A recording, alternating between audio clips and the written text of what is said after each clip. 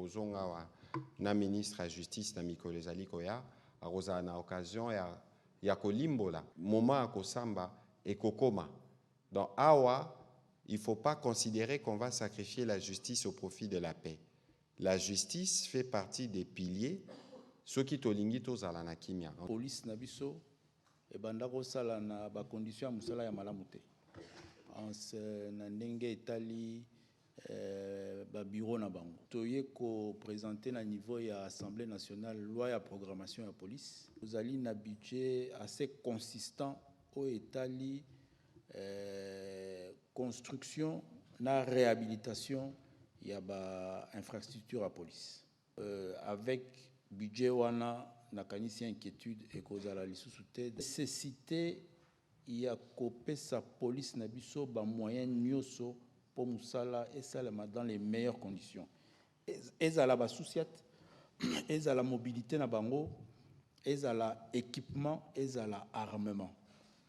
Police na biso ya roulage bizaleli ya mabe ezali tozali ko condamner yango.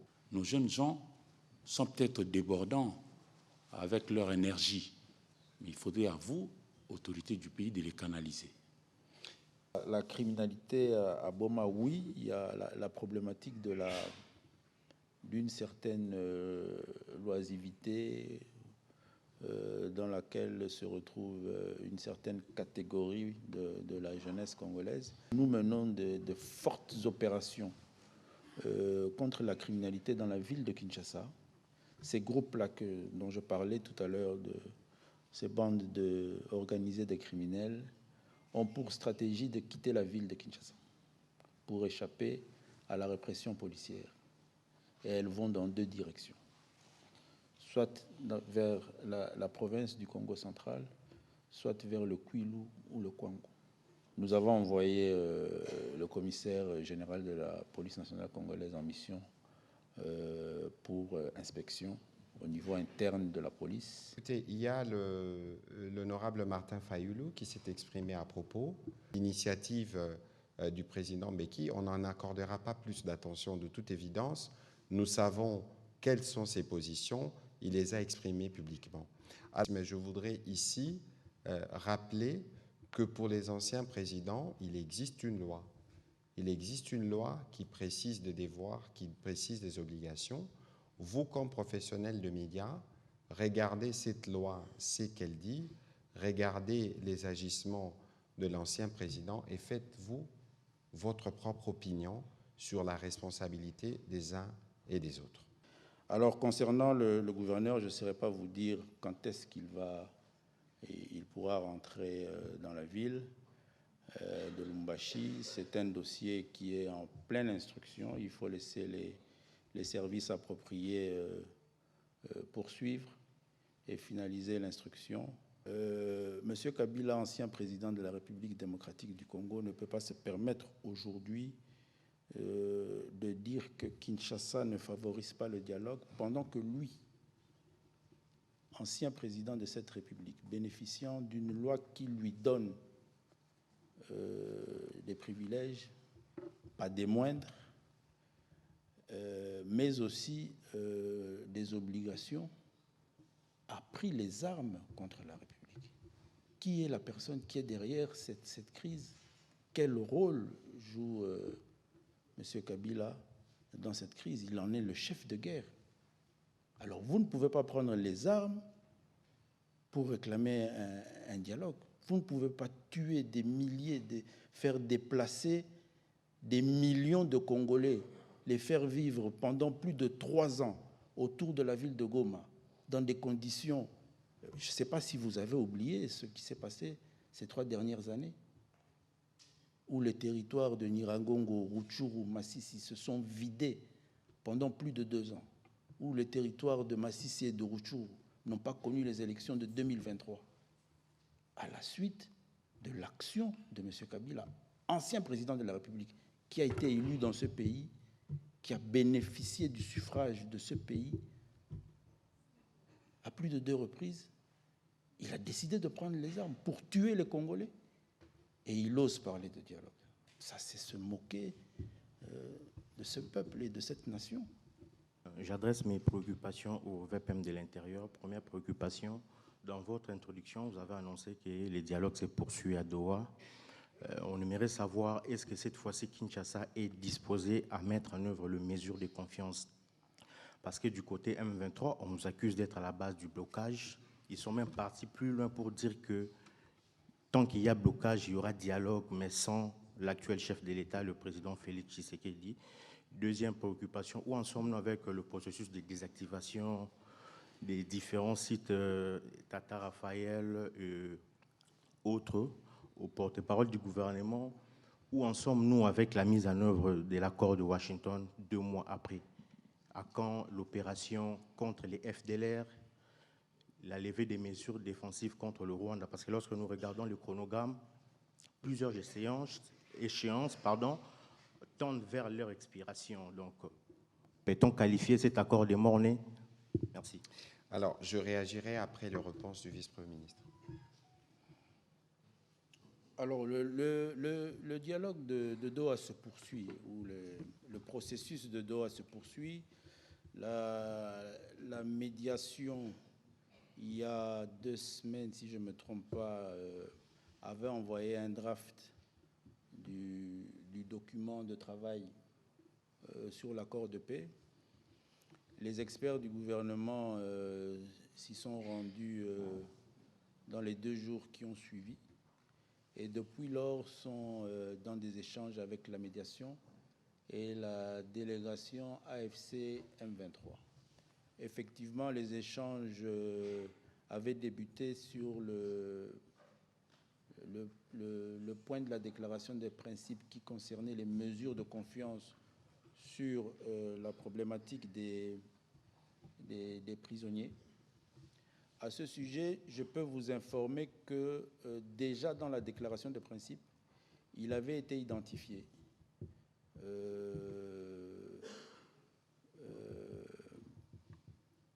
une institution, une ONG interne, CICR, le CICR, bien sûr,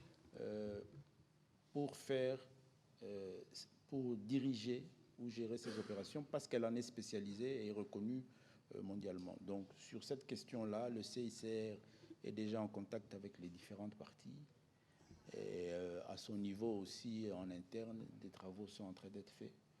Je ne suis pas aussi autorisé à aller plus loin sur les détails, mais c'est pour vous rassurer par rapport à votre préoccupation et vous faire savoir que Kinshasa est pleinement engagé sur la nécessité de faire avancer cette dynamique. Et soyez-en convaincus, le blocage ne viendra jamais du gouvernement de la République. Bien au contraire, effectivement, ce processus ou cette mesure de confiance sera exécutée.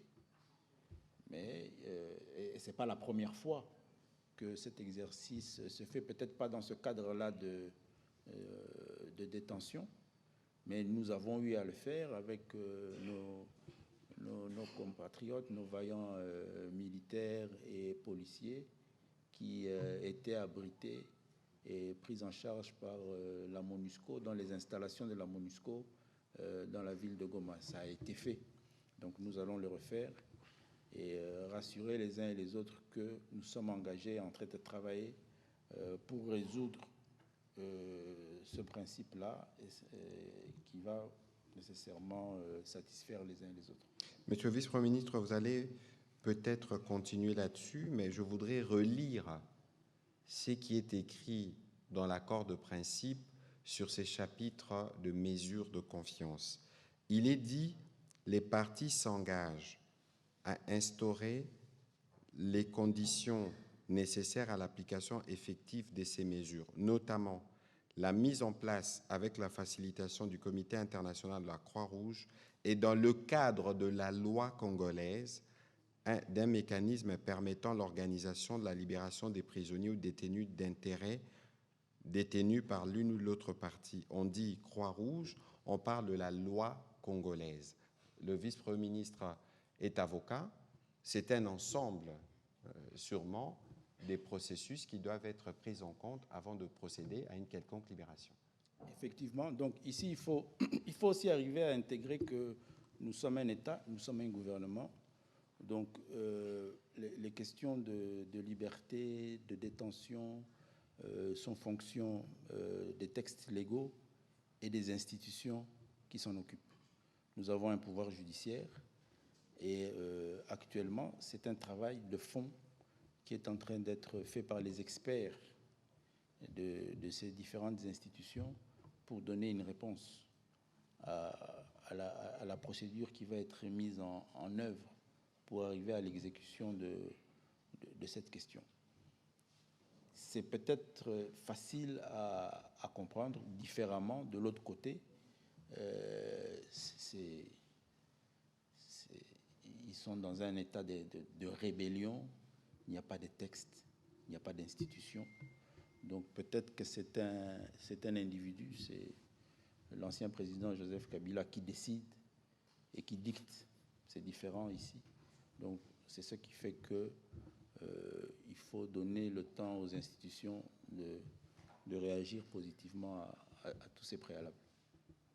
Alors, sur la question des sinistrés, ouais. C'était ça la deuxième question. Sur la question des sinistrés, nous avions lancé l'opération de désactivation des sites dans la ville de Kinshasa. Nous avions 3 sites. Lorsque nous programmions cette désactivation, nous avions dénombré 4300 ménages à désactiver. Et je peux annoncer aujourd'hui officiellement que nous avons réussi à désactiver les 3 sites où se retrouvaient les sinistrés des pluies du mois d'avril. Le site du stade Tata Raphaël, du stade Kamagnola et de Lanseli. Mais aux dernières statistiques, il y a eu 5300 ménages qui ont été concernés par cette désactivation. Et aujourd'hui, les 3 sites sont vides. Les différentes familles sont rentrées, certaines dans leur lieu d'habitation. Il y a maintenant un processus qui concerne beaucoup plus le ministère de la Santé, Urbanisme et la ville de Kinshasa sur leur réintégration dans leur milieu d'origine. Voilà, cette action, c'est la preuve que le président de la République, qui s'était personnellement déplacé et mobilisé après les conséquences de ces pluies, avait pris des engagements et ces engagements ont été honorés parce que, encore une fois, c'est les Congolais qui sont au centre de notre action. Et donc, c'est un exemple de comment la République doit répondre lorsque des compatriotes sont en danger, comme ce fut le cas du fait de cette catastrophe naturelle.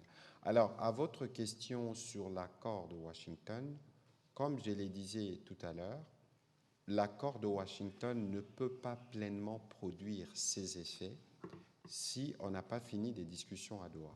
Alors, vous avez utilisé un terme consacré par des diplomates, je ne le suis pas. Lever des mesures de défense, ça veut dire retrait de troupes rwandaises. Même si cela n'a pas été noté comme tel, mais c'est en réalité ce que ça veut dire. Et dans ces cadres-là, il y a déjà eu des réunions. Le 30 juillet, il y a eu une réunion à Washington entre les Américains, les Congolais et les Rwandais dans le cadre du mécanisme de supervision qui est prévu dans l'accord. Parce qu'en réalité, l'accord bilatéral est signé entre nous et les Rwandais, mais les Américains ont mis en place un mécanisme de supervision. Ensuite, il y a eu, je crois, autour du 8 ou du 9 août, une réunion à Addis Abeba, la première réunion du mécanisme conjoint de vérification avec les Rwandais, où il était question de discuter, et c'est prévu dans l'accord, des mécanismes ou des règles qui vont permettre à ces mécanismes conjoints de vérification de fonctionner.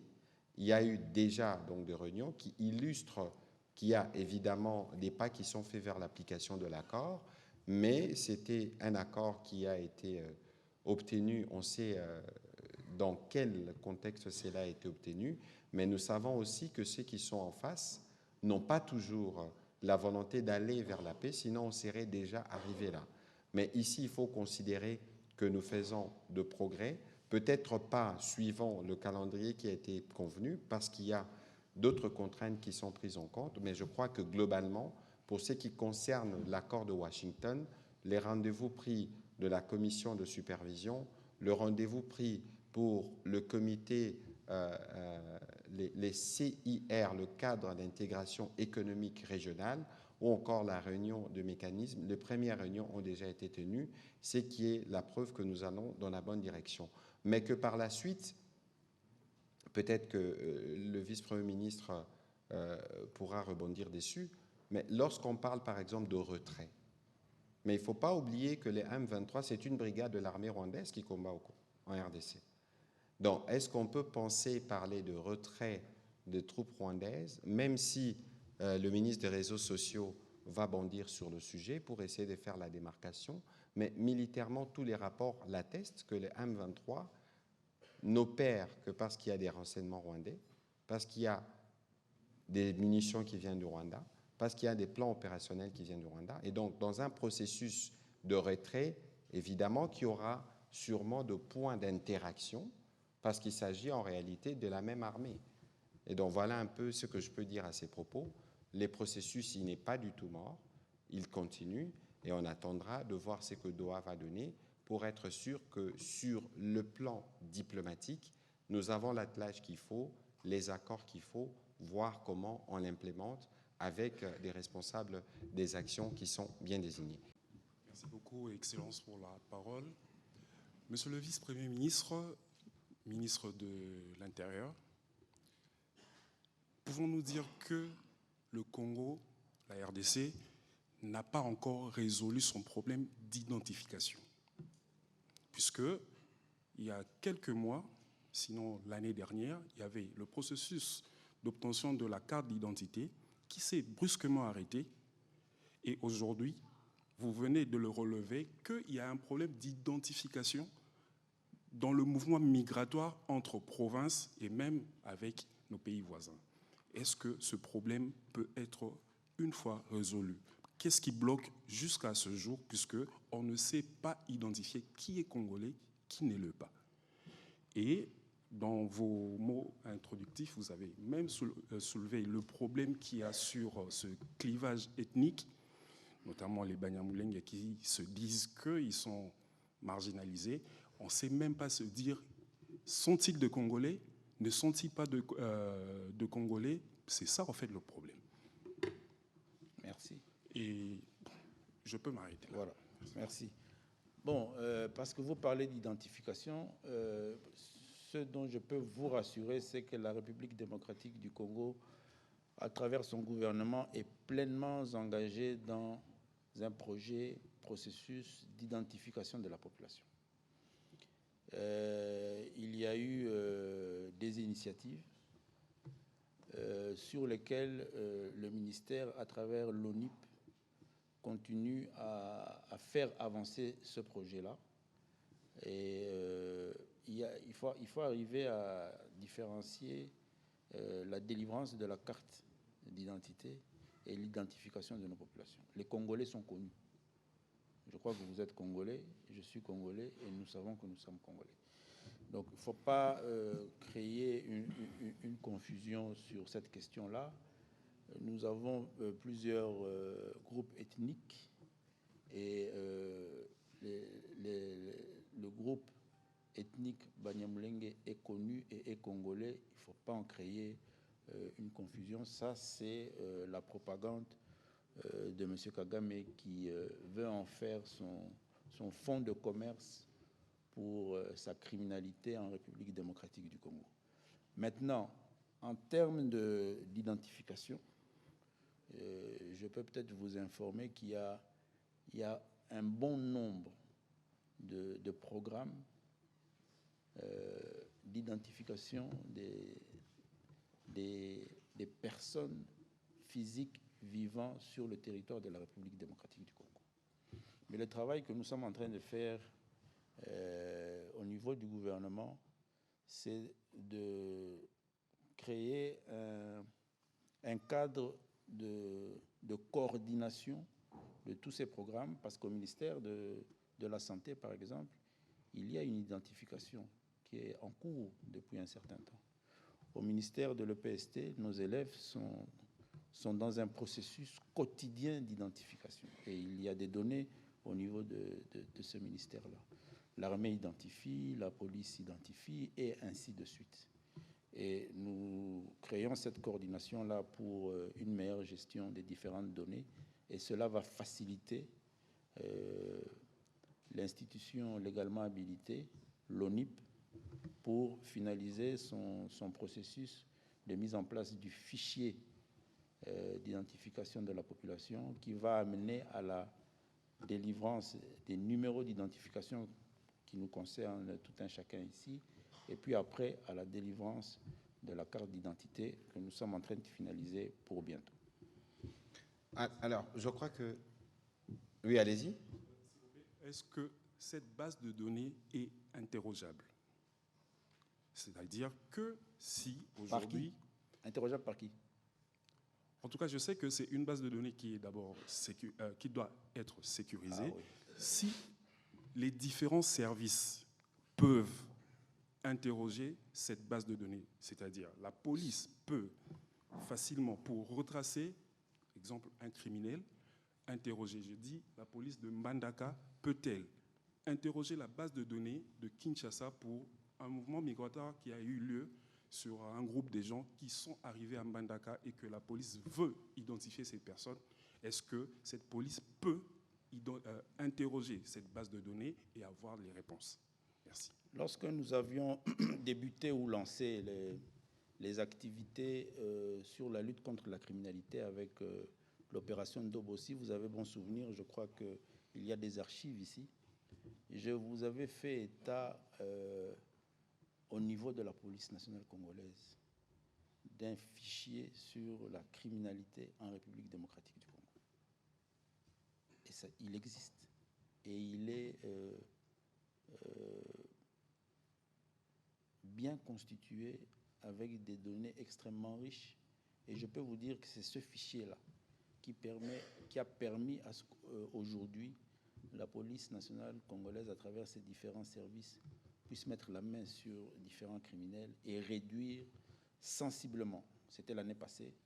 Ça nous a permis d'avoir un mois de décembre, principalement dans les grandes villes, plus ou moins dans une certaine quiétude. C'est pour vous dire que ces bases de données, elles existent. Et maintenant, ce sont des bases de données sécurisées.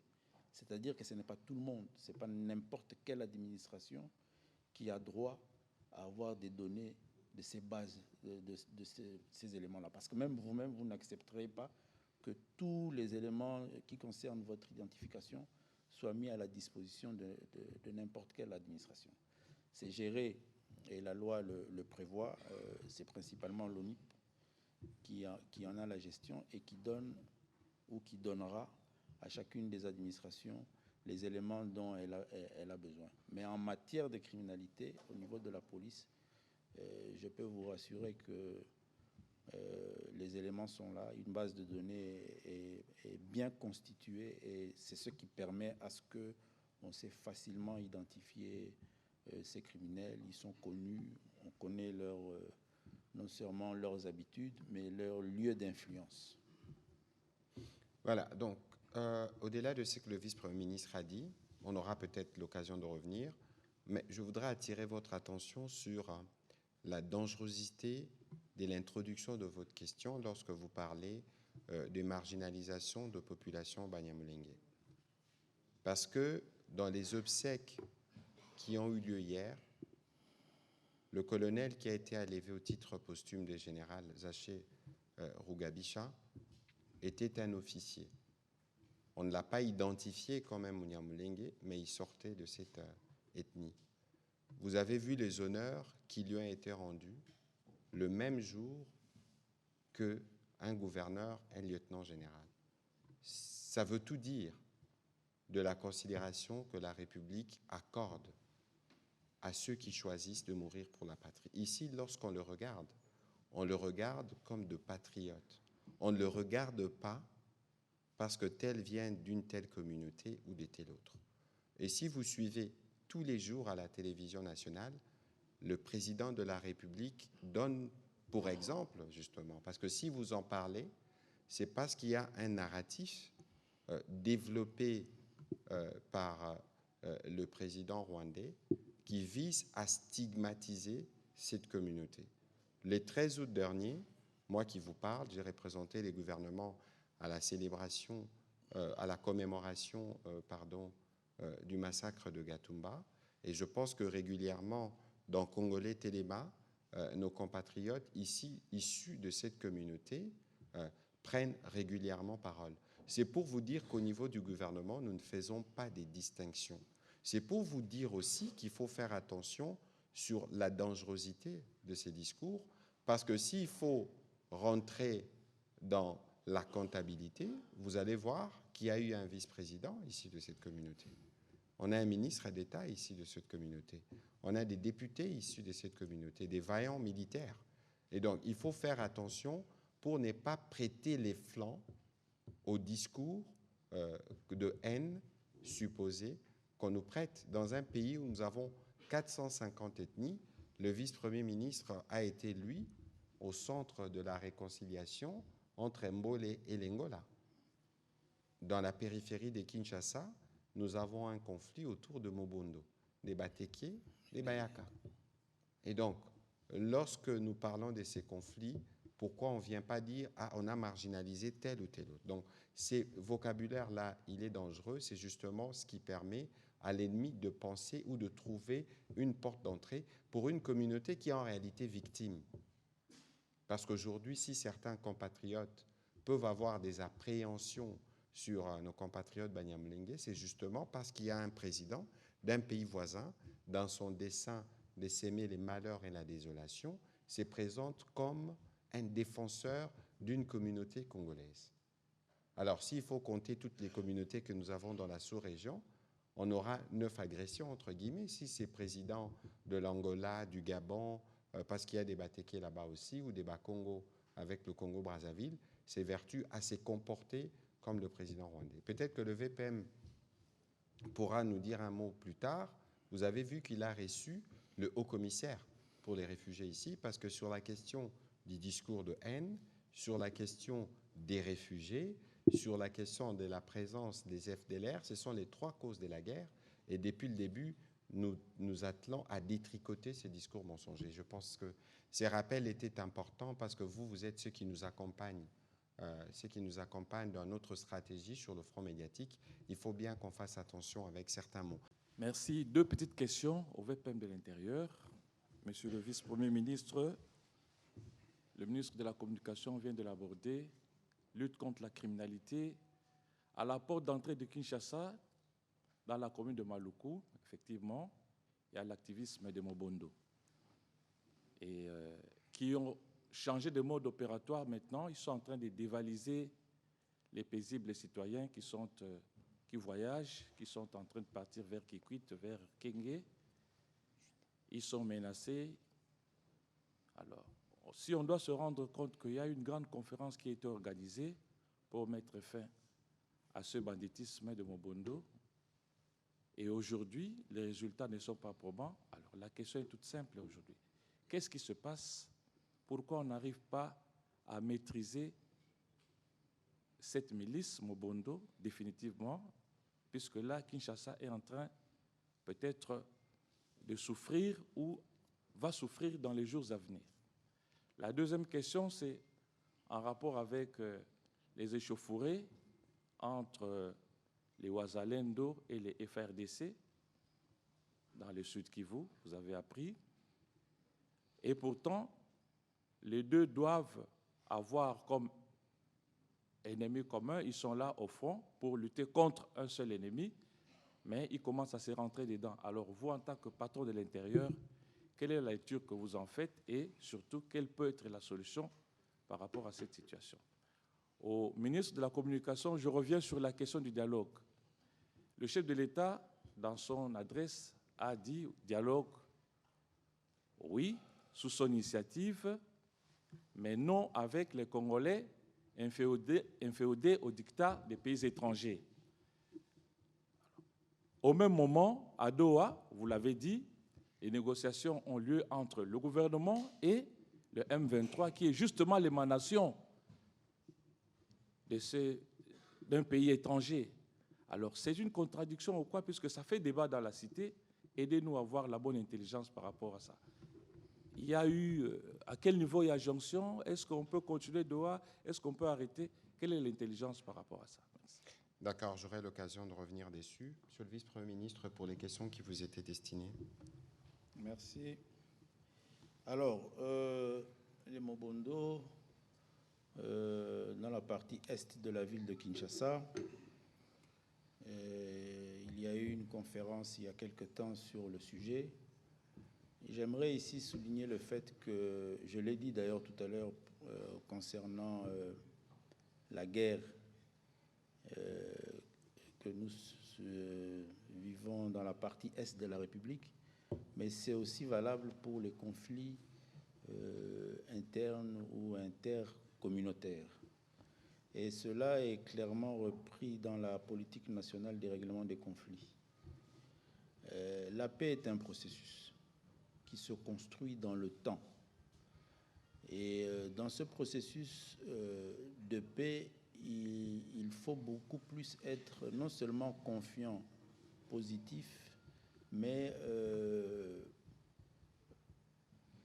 savoir jouer avec le temps et ne pas se fatiguer à chaque fois qu'une difficulté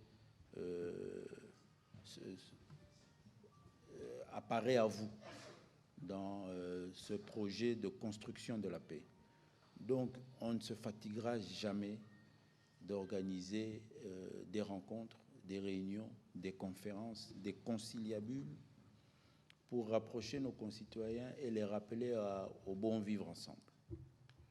Les initiatives du passé sont des initiatives enrichissantes en termes d'expérience. Et le gouvernement, à travers le ministère de l'Intérieur qui a la responsabilité des gestions des populations, va poursuivre autant que possible avec un seul objectif, atteindre cette paix définitive dans nos différentes contrées. Le phénomène Mobondo est malheureusement transversal en termes de province ou d'entité territoriale. Concerne la partie est de la ville de Kinshasa. Il concerne 2 territoires dans la province du Kwilu, si je ne me trompe pas, un territoire dans la province du Kwango et aussi 2 territoires dans la province du Mai-Ndombe. Et nous, au niveau du gouvernement, nous sommes en pleine mise en œuvre de notre politique de règlement de conflits. Nous travaillons avec principalement les caucus des élus nationaux et provinciaux de ces différentes provinces. Et nous nous activons à travers des itinérances. Nous venons de faire la province du Congo il y a quelques mois, celle du Kwilu il y a 3 semaines si je ne me trompe pas, et d'ici une dizaine de jours, nous serons dans la province du Mai-Ndombe, avec l'optique, dans un calendrier assez proche, d'organiser dans ces différentes provinces, mais aussi dans la ville de Kinshasa, des forums de paix, où nous allons réunir non seulement les communautés concernées par les différents conflits, mais aussi les forces vives de ces différentes entités pour discuter encore avec elles. Parce qu'il n'y a rien de mieux que le dialogue, comme l'a dit le président de la République dans cette dernière sortie. Il n'y a rien de mieux que le dialogue dans les sociétés organisées et civilisées. Donc nous allons organiser ces forums de paix pour discuter avec les forces vives de ces différentes entités et provinces. Ce sera des forums de paix provinciaux. Et cela, nous le faisons pendant que, actuellement, les forces de défense et de sécurité sont sur terrain en train de faire ce travail qui est le leur, de traquer ces différents groupes qui, effectivement, comme vous l'avez dit, se sont aujourd'hui transformés en coupeurs de route. Et nous avons l'avantage d'avoir eu le lancement de la campagne agricole, parce que toute cette zone-là, elles sont des zones principalement agricoles.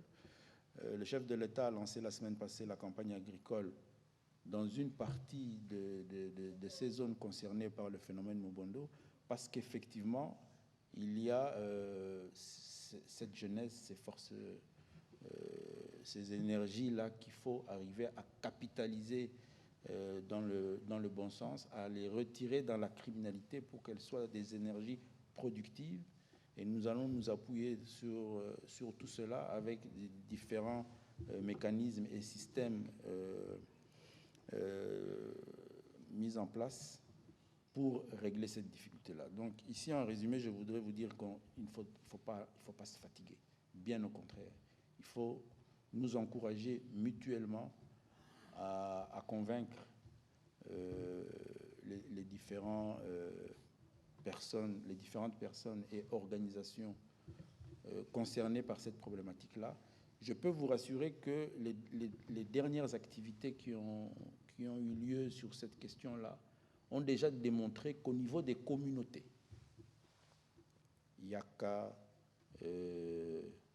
Teke, Tende dans le Maïndombe et consorts, au niveau des communautés, il n'y a plus de problème comme tel.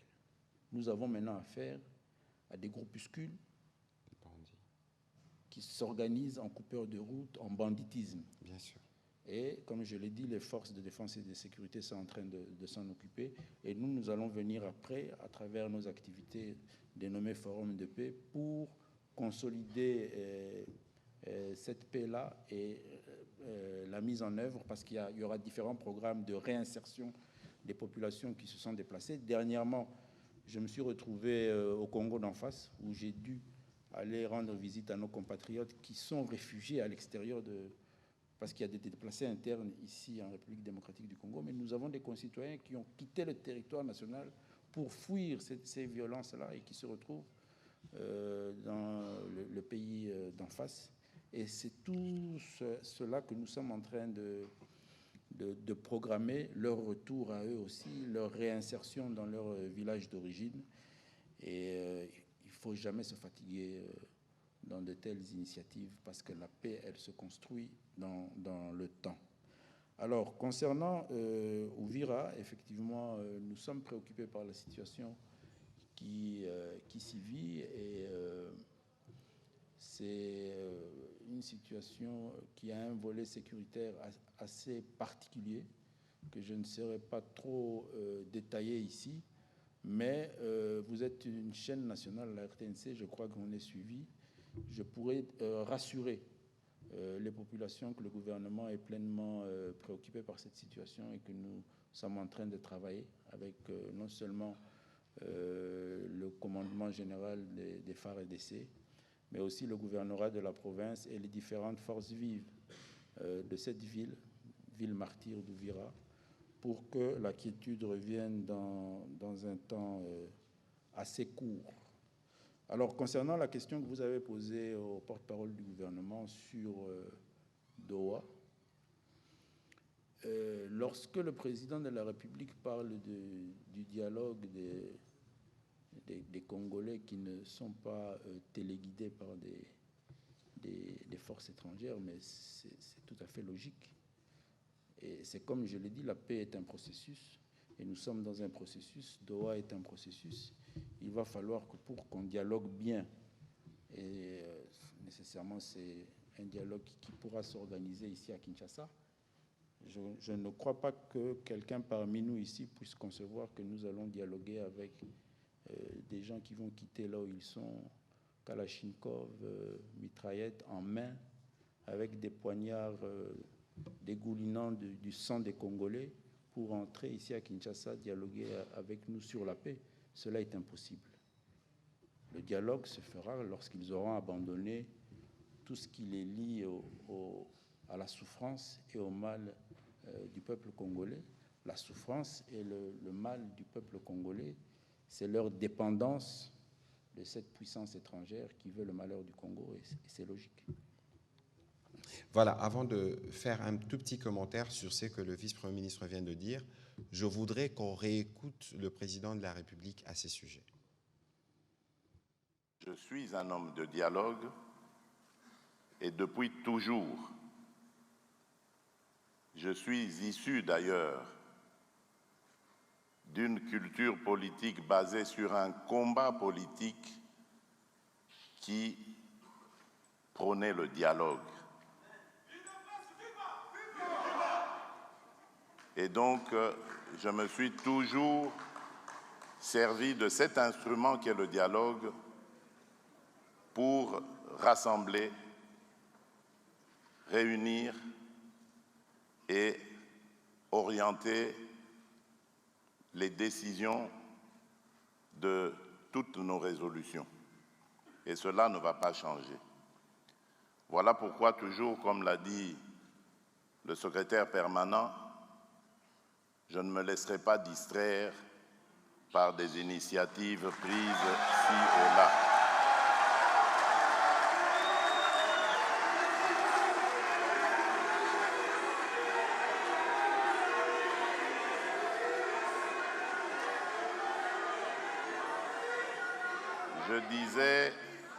Je disais que, comme vous l'a dit le secrétaire permanent, voilà pourquoi je ne me laisserai pas distraire par des initiatives de dialogue prises ci et là. Le dialogue, il est permanent et il doit l'être en République démocratique du Congo. Les Congolais n'ont pas besoin de facilitateurs pour parler entre eux.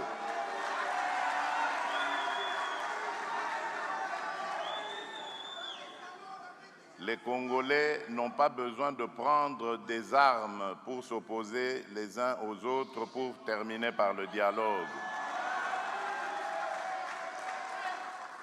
Les Congolais ont démontré qu'ils sont démocrates, qu'ils sont engagés pour la démocratie et l'état de droit dans leur pays.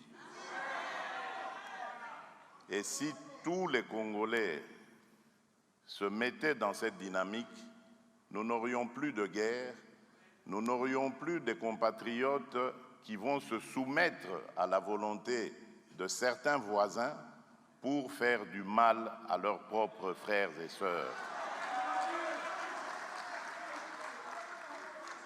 C'est ce Congo-là ou ces Congolais-là que nous devons combattre jusqu'à notre dernière énergie. Parce que ce sont ces Congolais-là qui retardent le développement de notre pays.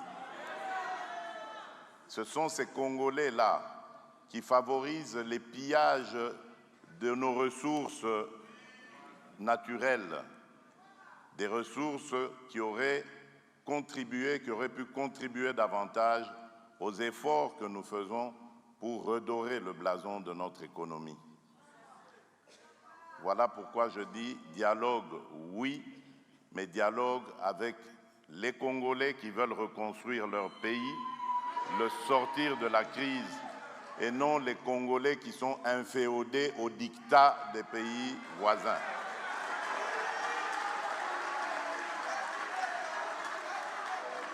Et en tant que garant de la bonne marche de nos institutions, garant de la cohésion nationale, il n'arrivera jamais de dialogue en dehors de ma propre initiative.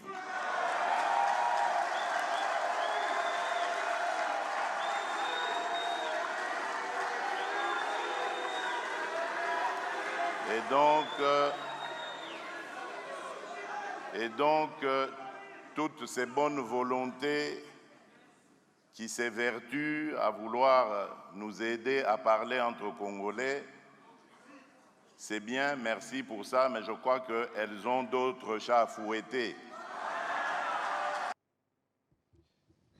Qu'est-ce qui n'est pas clair, Jacques? Tout est clair. Je rappelle, nous avons un processus bilatéral avec le Rwanda à Washington. Il y a eu une déclaration de principe, il y a eu un accord, il y a eu une déclaration du principe dont beaucoup n'ont pas parlé sur le cadre d'intégration économique régionale. À Doha, c'est là que l'on discute avec les supplétifs qui ont les armes des pays voisins. 19 juillet, déclaration de principe, et les discussions sont en cours. Peut-être que le VPM pourra dire un mot à propos. Le dialogue, le président de la République avait reçu le prêtre en début de leur initiative. Autant il a reçu d'autres propositions, d'autres confessions religieuses. En dehors du fait que, dans ces mêmes ordres d'idées, dans cet état d'esprit qu'il a lui-même rappelé de dialogue permanent, il a rencontré l'honorable Fayulu, l'honorable Muzito. Il y a eu un comité de travail qui a été mis en place après sa réunion avec le prêtre, qui a permis d'avoir aujourd'hui une feuille de route pour prendre en charge l'autre composante, des Congolais qui n'ont pas pris les armes des étrangers. Donc tout est clair. Et ici, il faut éviter tout amalgame, toute confusion, parce qu'il y a de ceux qui cherchent la moindre occasion pour se sortir du processus. Parce qu'en réalité, tous ces processus de paix, tels qu'ils évoluent, contrarient les intérêts de ceux qui se servent des armes des étrangers pour permettre aux étrangers de profiter de nos ressources. Je compte sur vous pour une bonne communication à propos. Merci, Excellence, de la parole. Tous les Congolais attendent de retrouver la paix à travers tout le territoire national. En même temps, nous assistons à plusieurs initiatives. Je voudrais savoir si vous, au niveau du gouvernement, vous réagissez comment par rapport justement à l'invitation de la Fondation Thabo Mbeki, qui aussi a fait appel aux Congolais de ce côté-là.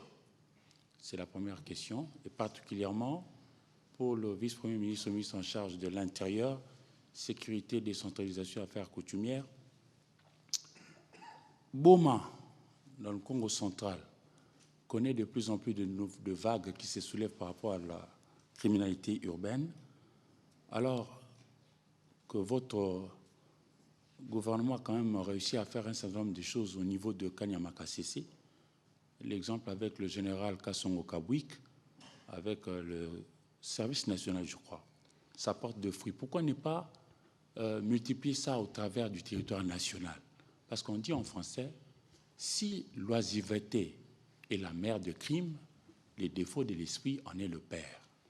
Nos jeunes gens sont peut-être débordants avec leur énergie, mais il faudrait à vous, autorités du pays, de les canaliser.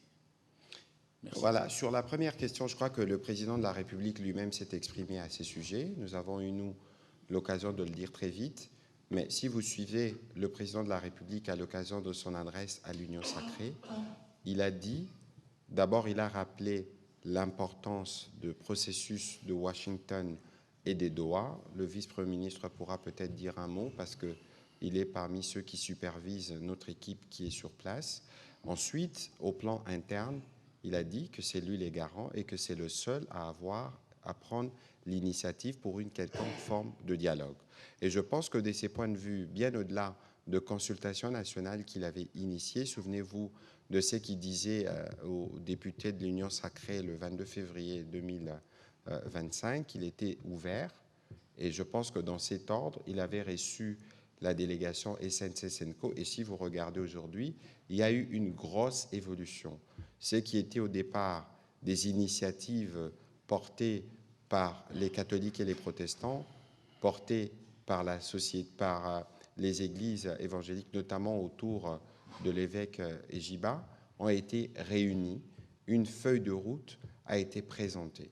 Et je pense qu'aujourd'hui, le président de la République, évidemment, le moment venu, appréciera comment ces choses-là devraient se mettre en mouvement et que l'initiative qui vient du président Mbeki, comme nous le disions, c'est inopportun et ça ne nous intéresse pas, d'autant plus que lui-même, qui veut se présenter comme celui qui veut faire discuter autour de la paix, lui-même a déjà pris fait et cause pour ce qui nous tue. Et donc, lorsqu'on s'est déjà trompé dans les diagnostics au départ, il ne faut pas attendre que cela change. C'est d'ailleurs encore plus regrettable pour le président Mbeki qui a joué des rôles de premier plan dans les crises passées en RDC. Il aurait pu avoir les reculs nécessaires pour mieux appréhender les sujets. Et donc ici, il faut considérer que nous avons Doha, nous avons Washington et nous avons Kinshasa. On est déjà assez fixe sur ces initiatives qui ont déjà montré les voies pour ne plus en rajouter.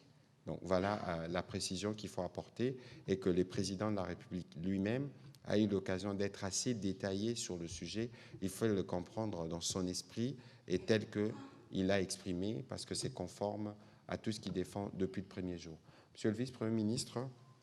Oui, voilà. Je crois que sur votre première question, le ministre Mouyaya a déjà donné suffisamment de détails, c'est-à-dire que la paix, on la recherche et la paix se construit, donc elle reste un processus et un processus qui n'est pas aisé à mettre en place.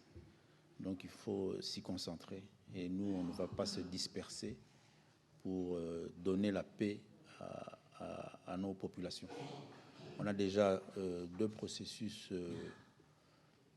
costauds, ficelés, qui se mettent en œuvre pas de façon assez aisée, donc inutile pour nous d'aller nous disperser ou nous distraire dans des initiatives qui ne donnent pas l'espoir d'une paix que le peuple congolais recherche.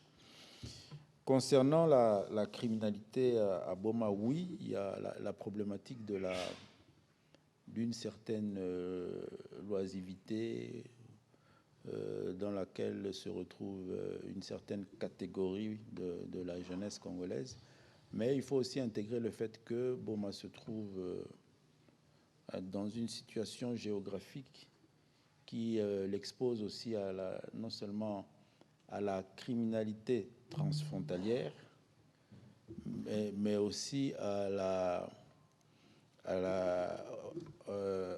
au phénomène de criminalité entre nos différentes villes et provinces. Lorsque vous menez ou nous menons de fortes opérations contre la criminalité dans la ville de Kinshasa, ces groupes-là dont je parlais tout à l'heure, de ces bandes organisées de criminels, ont pour stratégie de quitter la ville de Kinshasa pour échapper à la répression policière. Et elles vont dans deux directions, soit vers la province du Congo central, soit vers le Kwilu ou le Kwango, pour échapper au service de la police. Et elles s'y installent et elles créent aussi là-bas des cycles de criminalité. Mais il y a aussi les pays frontaliers, dont principalement l'Angola. Et c'est clairement visible, les dernières arrestations qui ont été faites dans ces différents groupes de criminels, on trouve non seulement ces nationalités-là, mais aussi en termes d'identification des citoyens congolais résidant dans telle province qui sont dans des mouvements migratoires entre les différentes villes.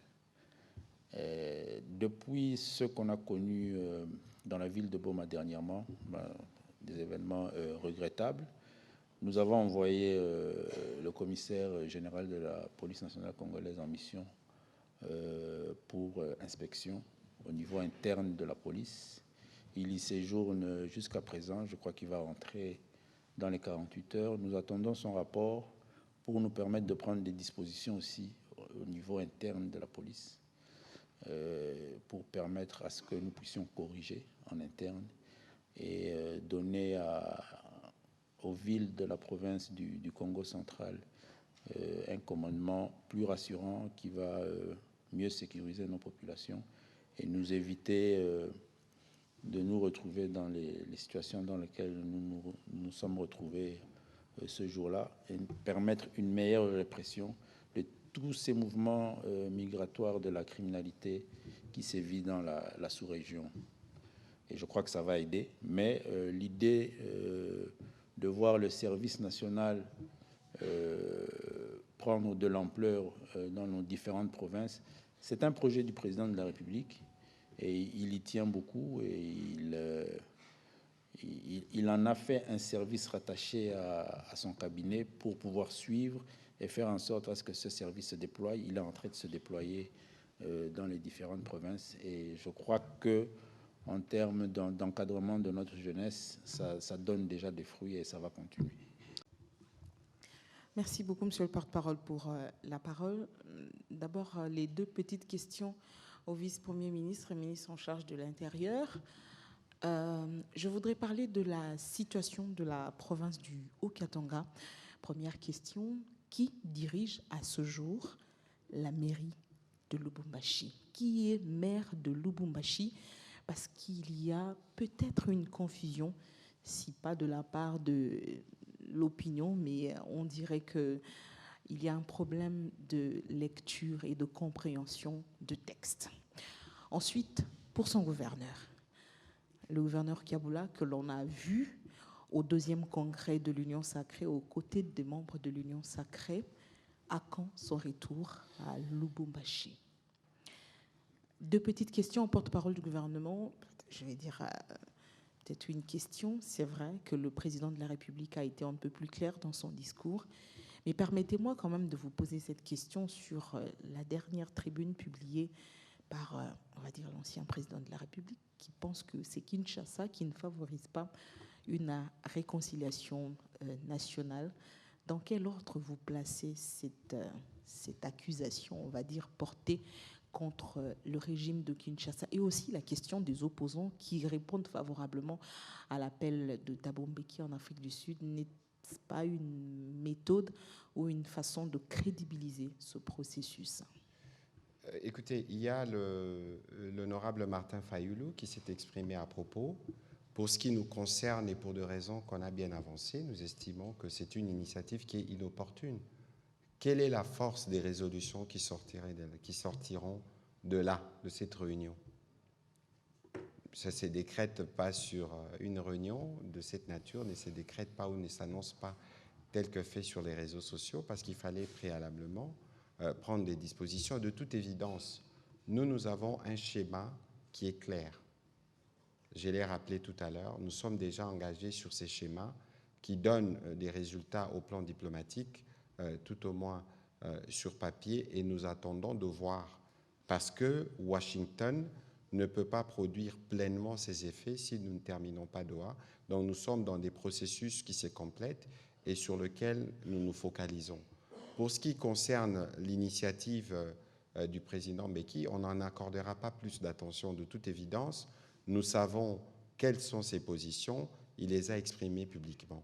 Alors, sur la tribune de l'ancien président, je pense que ceux qui veulent la paix se disposent pour la paix. Et je ne suis pas sûr que dans ses derniers mouvements, il a montré que c'était un homme prédisposé pour faire la paix. Pour le reste, c'est des commentaires parce qu'on veut trouver garder une place dans l'opinion, mais dans le cœur, parce que tout part de là, l'agenda est différent. Ce sont les actes qui l'ont prouvé, et je pense qu'il y a eu des choses qui ont été dites à propos qui illustrent parfaitement l'état d'esprit dans lequel il se trouve. Je ne suis pas juriste pour commenter des décisions de justice, mais je voudrais ici rappeler que pour les anciens présidents, il existe une loi.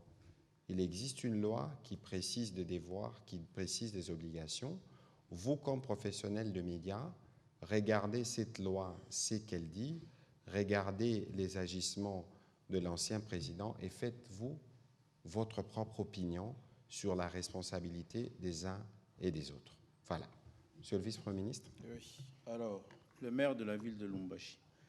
Je devrais d'abord ici souligner que les maires des villes sont des territoriaux, des agents de la territoriale qui travaillent sous la tutelle du ministère de l'Intérieur, avec qui ils ont une relation de subordination.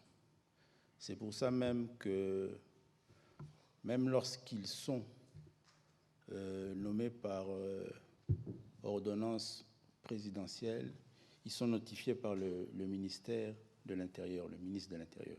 C'est pour cristalliser cette relation de subordination. Et même lorsque ils obtiennent une décision de justice, c'est le ministère de l'Intérieur, à travers son ministre, qui, une fois signifiés, les notifie, les installe, pour leur permettre de travailler dans ce cadre-là d'une relation de subordination. Malheureusement, dans la ville de Lubumbashi, nous sommes dans le constat d'incidents qui vont se régler.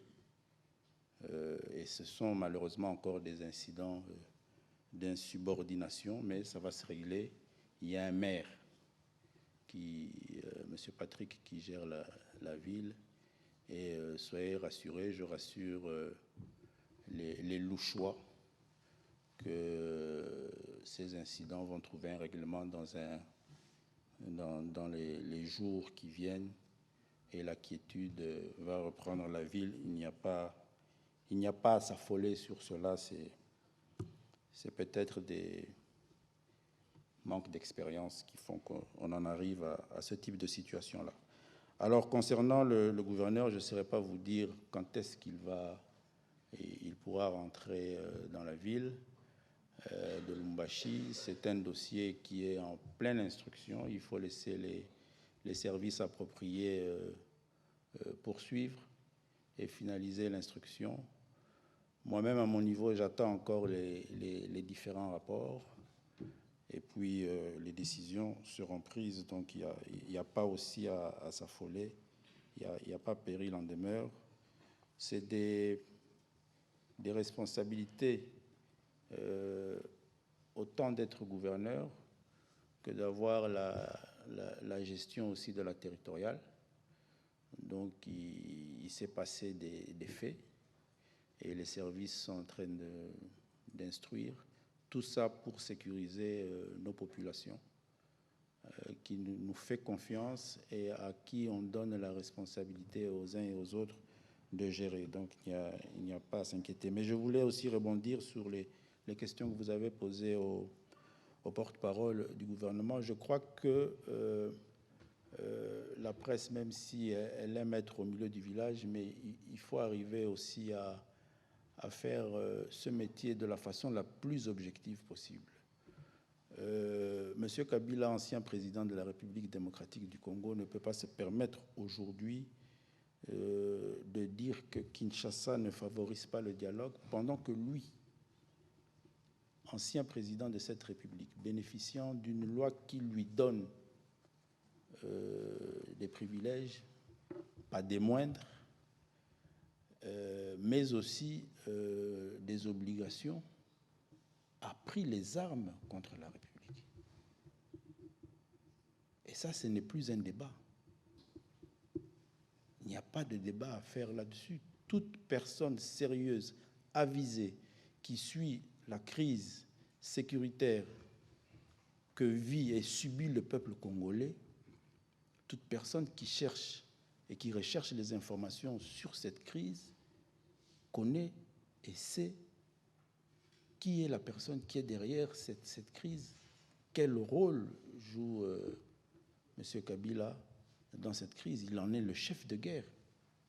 Alors vous ne pouvez pas prendre les armes pour réclamer un dialogue. Vous ne pouvez pas tuer des milliers, faire déplacer des millions de Congolais, les faire vivre pendant plus de 3 ans autour de la ville de Goma, dans des conditions... Je ne sais pas si vous avez oublié ce qui s'est passé ces 3 dernières années, où les territoires de Nyiragongo, Rutshuru, Masisi se sont vidés pendant plus de 2 ans, où les territoires de Masisi et de Rutshuru n'ont pas connu les élections de 2023, à la suite de l'action de M. Kabila, ancien président de la République, qui a été élu dans ce pays, qui a bénéficié du suffrage de ce pays à plus de 2 reprises. Il a décidé de prendre les armes pour tuer les Congolais. Et il ose parler de dialogue. Ça, c'est se moquer de ce peuple et de cette nation. C'est se moquer de tous ces morts que lui a occasionnés. Il faut aller voir comment les gens vivent dans ces territoires occupés. La ville de Goma, de Bukavu se vide chaque jour. Vous avez nos concitoyens qui quittent, abandonnent leur maison pour aller vivre en refuge, si pas au Burundi, en Ouganda, au Kenya. Est-ce qu'il faut ça pour obtenir un dialogue sur des préoccupations égoïstes, personnelles? Ce n'est pas un dialogue. Donc, je considère que c'est insultant pour un ancien président de se permettre, quelqu'un qui a bénéficié du suffrage universel dans ce pays, de se permettre de dire cela après avoir pris les armes et tué les Congolais. Je vais renchérir pour terminer sur cette question, parce que j'ai vu aussi qu'on a parlé de persécution des militaires. De quoi on parle? Vous tous, vous êtes témoins des efforts consentis par le président de la République et les gouvernements pour mettre à la disposition de nos forces armées ce qu'il faut pour faire face à l'ennemi. Mais lorsqu'on constate qu'il n'y a pas de résultats escomptés, alors que les moyens ont été mis à disposition, comment voulez-vous parler des persécutions lorsque l'on pense que la justice qui fonctionne, parce qu'il y a toujours une phase préjuridictionnelle, pour arriver à démêler ce qui est à la base de ce que nous constatons sur le terrain. Parce qu'il y a une volonté dans la suite de ce que le VPM disait, de monter les militaires, certains, de montrer qu'on veut être solidaire, alors qu'en réalité, c'est des problèmes qui auraient pu être résolus des années durant, qui ne l'ont pas été. Et donc aujourd'hui, dans une quête des justices, parce que justement nous voulons faire de notre armée une armée reformée qui doit monter en puissance, si les fonds ont été détournés, comme beaucoup le pensent, s'il y a eu des soupçons, et que s'il y a une volonté au niveau du gouvernement de faire que la justice vienne établir les faits à charge ou à décharge de certains, cela ne doit nullement être récupéré politiquement pour servir une cause que le vice-premier ministre a si bien décrit tout à l'heure. Nous pensons que le Congo mérite mieux. Matondi mingi ntoma Patrick Mouyaya, Zambie, nazali na mituna mibale, na mwana mboka Jacques Chabani, wazali bongo, mondele mboka ekolo Congo démocratique. Zambie, tango bandaki mosala na yo, tomonaki yo bongo, kokende kofongola misala, ya babilo, ya la pulusu. Zambie po ba travailler, na rolengi moko ya malamu. Nzokande, misala yango, etelema omeko limbo la biso nanu. Na mambi lina mutuna mibale ezali mbongo oyo la pulusu ba roulage bazwaka bongo na balabala ekendaka na libenga ya leta tope na ba proche na bango. Mutuna na mwana mboka Patrick Mouyaya ozali bongo molobeli ya mbula matari ekolo Congo démocratique Zambie na bitumba lié tozalaki bongo na ba front ebele ya média pe ya justice. Bofundaki bongo Rwanda kosamba kuna na likita Union africaine boni likambuli na esuke boni matondi. Merci. Nakanisi Namotuna Otuni, audience et Salamaki. Je pense qu'audience a libosé Salamaki na Arusha. Et je pense que l'affaire peut statuer. Torozonga na ministre à justice na Mikole Zalikoya. Arosa na occasion ya kolimbola eza occasion pour nanga robeta c'était que eza te potoza na ba processus ya ba discussion pour na roluka solution que front judiciaire tobosanyango parce que bao babomi mikolo eleki na ruturo bao babomi bande konabiso ba utukuna bango pe il faut ba répondre bao yo bazo continuer koboma na Bukavu topé na Nord Kivu mikolo nyonso tozolandela bango boye bake moment akosamba et kokoma. Donc awa il faut pas considérer qu'on va sacrifier la justice au profit de la paix. La justice fait partie des piliers ceux qui tolingi tozala na kimia. En tout cas côté wana bozala na motema kokita tozonga wana ministre d'État ministre à justice akoya kolimbolela biso penza makasi stratégie oyo toza nango na front judiciaire. Voilà. VPM. Oui, ndeko journaliste atuninga likambo ya ba sociat na initiative oyo tozwaki na ebandeli ya bozwi ya ministère responsabilité na ministère ya intérieur. Na koyebisa yo ke musala wana ezali musala tozali ko continuer na yango. Effectivement, constate osala ki tango to bandaki musala na ministère ya intérieur ezalaki que ba police na biso e bandako sala na ba condition ya musala ya malamu te. Na ndenge etali ba bureau na bango. Yango to bandaki initiative na ville ya Kinshasa. Na ba ezaki beaucoup plus na côté ya Funa pe ya Tchangu. Ya solo tozwaki mwa ba difficulté na niveau ya chaîne de dépenses kozwa financement pour na refinaliser ba projet wana, mais difficulté wana ici ezui solution. Ezwaki solution tout d'abord na niveau ya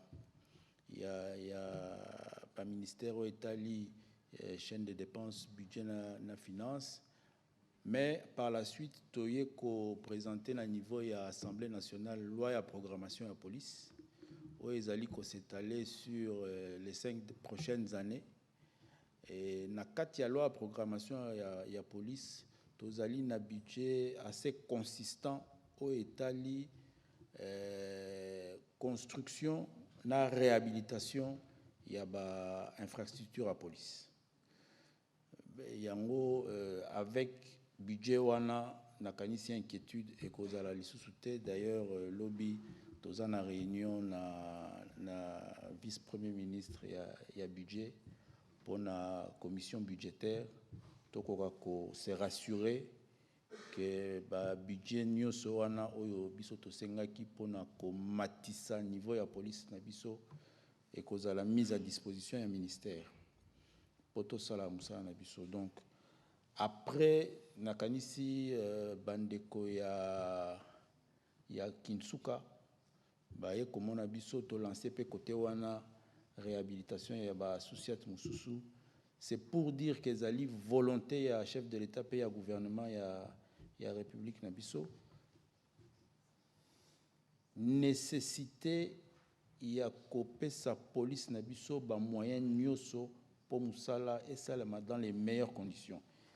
Ezala ba associat, ezala mobilité na bango, ezala équipement, ezala armement. Kota la likama ba souciat même na province ya Okatanga tosi to lansaki yango pe bazo sala yango d'ici pe ba rozwa ba souciat ya sika ya bien. Et de même que na province ya Lolaba tozo lingato bandango pe awa na Congo central. Donc c'est un programme ezali programme munene ya gouvernement de la République oyo eko s'exécuter même si ba difficulté ezali bo rassurer la population au balandakabino que ekosalema d'ici en tout cas maximum 2 ans au grand maximum torozana police yassika. Mais dans les mois qui viennent déjà population nabiso a komona de façon assez visible changement même ya comportement ya police awa na linko loba makamo etali police nabiso ya roulage bizaleli ya mabe ezali tozali ko condamner yango. Il y a quelques mois tout ça là qui n'a bango séminaire ya capacitation ya ba agent ya police de roulage. Nous sommes revenus na ba bizaleli ya mabe na bango ya kozwa kambongo ya ba concitoyens, mais effectivement ba amende soko futi ba amende na yo na ba condition normale ba pesi yo quittance yeba ke mbongo wana ekokende na compte ya l'État. Mabe pe utaka epa na biso moko ba chauffeur ba conducteur tolinga kokende tina suka ya procédure à contravention te on tosila na awa soko yebisi ye tosila na awa yo po memie na complicité wana ya bizaleli ya mabe, mais soko futi quittance na yo bongo ekokoma na libenga ya l'État, na compte public ya l'État, et ça va produire ses fruits et s'engelier produire. Voilà. Voilà, merci beaucoup, Monsieur le Vice-Premier ministre. C'était lent mais utile parce que c'est un peu le briefing de la rentrée où on a eu l'occasion de faire le tour des différents sujets, notamment des efforts consentis pour une rentrée scolaire apaisée, des hommages rendus à nos vaillants officiers, mais aussi survoler la situation sécuritaire générale du pays et dire un mot sur les différents processus. Tout a sûrement été dit, Monsieur le Vice-Premier ministre, sauf si vous avez un petit mot pour clôturer.